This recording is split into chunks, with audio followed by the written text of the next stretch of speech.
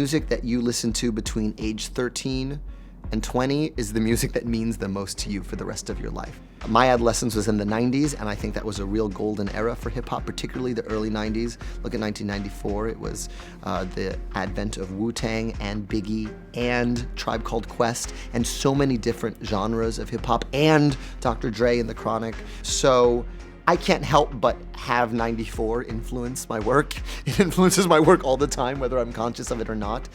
So to that end, there's Mobb Deep references in Hamilton. There's Biggie references in Hamilton. There's a DMX reference in Hamilton. Hip-hop is the major challenge of any musical theater piece. You're trying to adapt music to this and put it in service of the story you're trying to tell. The story I'm trying to tell is no less ambitious than the creation of our country. So I have to, first of all, do tons of research and understand the worldviews of these characters who are, quite frankly, much smarter than me. I started reading Ron Chernow's biography of Hamilton in 2008. By the end of the second chapter, I realized hip-hop was the only way to tell his story. It is a story about someone who basically rises and falls on the strength of their facility with words. Writes his way out of poverty, writes his way out of the Caribbean, writes his way into George Washington's good graces and becomes his secretary during the war, his treasury secretary during the establishment of our country. But he also writes about his first sex scandal. He catches verbal beef with every other founding father. He writes screeds against Jefferson, screeds against Adams. So he's also just as self-destructive as he is, able to rise out of his circumstances. So to me, this was a hip-hop story.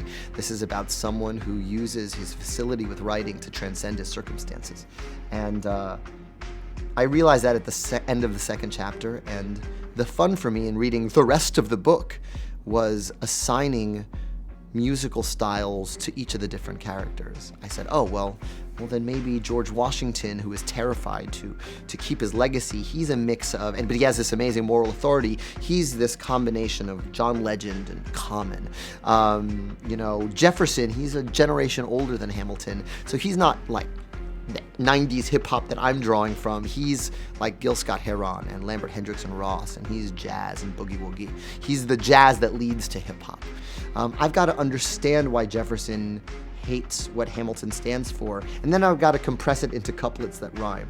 I was never a big history buff before writing the show. I became one because it required that, and I think that joy of discovery is in every note of this show. My joy is twofold in the success of Hamilton. Is I get hardcore musical theater heads, again, the two subsets, who say, I never liked rap, I just tuned it out, and you had me listening to every word with this show, and hopefully that turns them onto Kendrick's album, that turns them onto a whole, world that they're missing of beautiful, excellent hip-hop music. And then you have the hip-hop heads who go in like this and go, all right, Broadway hip-hop, let's see what you got. And they're bobbing their heads by the opening number, and they're catching the Biggie references, and they're leaving like, well, maybe I was judging musical theater too harshly, and it's their gateway drug to some of the most incredible musical storytelling you'll hear is in musical theater. The exciting thing about the Grammys is it really is, it's just sort of a vote of confidence from the universe and your peers.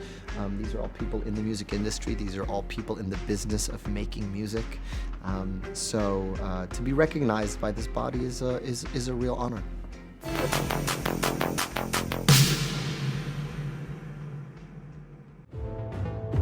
You can't describe it.